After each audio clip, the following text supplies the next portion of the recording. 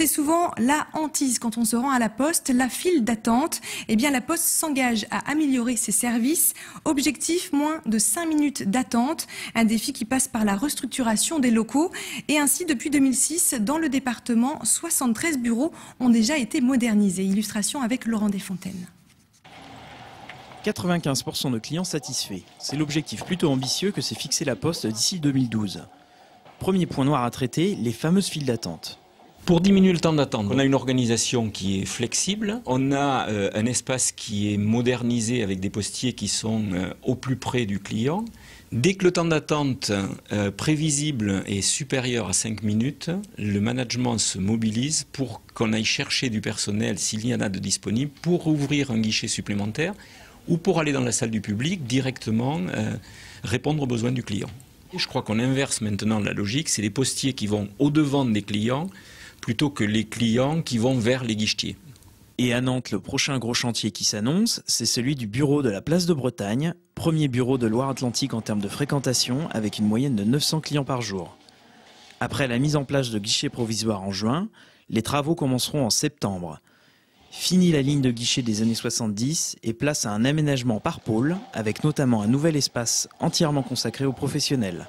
À Nantes, les radios associatives ont décidé d'anticiper avant qu'une date de basculement officielle soit fixée. À Saint-Herblain, elles ont posé une antenne sur le sillon de Bretagne. Le lieu n'est pas choisi au hasard puisqu'il s'agit du deuxième point le plus haut du département. Denis Vanier et Laurent Desfontaines. À 115 mètres de hauteur, harnaché à une structure en métal. C'est le lot commun de ces ouvriers spécialisés dans la pose d'antenne. Nous sommes au sommet du sillon de Bretagne et pour relever ce défi, une grue hors du commun a été mobilisée. Nous avons été obligés de faire venir une grue de 500 tonnes avec une flèche de 138 mètres pour permettre d'accéder à cette hauteur de bâtiment importante. Compte tenu de l'ouvrage piano-bané de 26 mètres que nous avions installé à une hauteur de 90 mètres.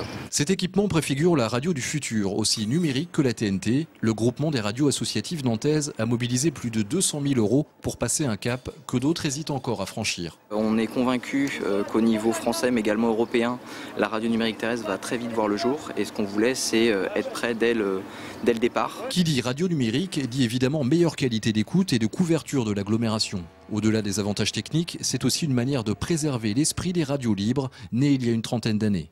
Si on veut réellement que ce modèle reste gratuit, il est important de s'y préparer et de condamner très fermement ceux qui pensent que l'avenir de la radio se fera sur les réseaux internet et du coup basculera dans un modèle payant.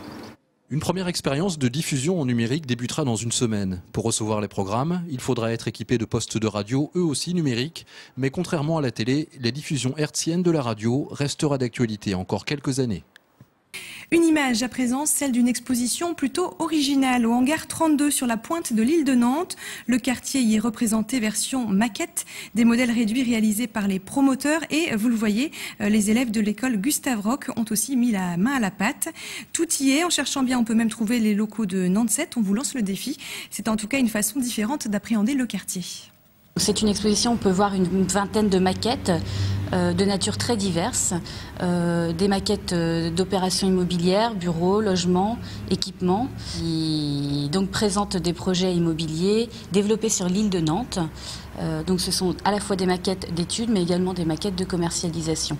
Nous avons travaillé avec donc une scénographie proposée par deux étudiantes de l'école d'architecture sur la base de 3 matériaux de construction, du parpaing, du bois et de l'acier galvanisé. Venons-en à une campagne de promotion un peu particulière à présent qui visait les jeunes filles. Sportez-vous bien, le slogan est explicite. Toute la journée sur l'île Gloriette, elles étaient invitées, vous le voyez, à tester des sports. Avec cette opération, la ville veut faire bouger les demoiselles qui, au dernier recensement, ne représentaient que 36% des licenciés des clubs nantais.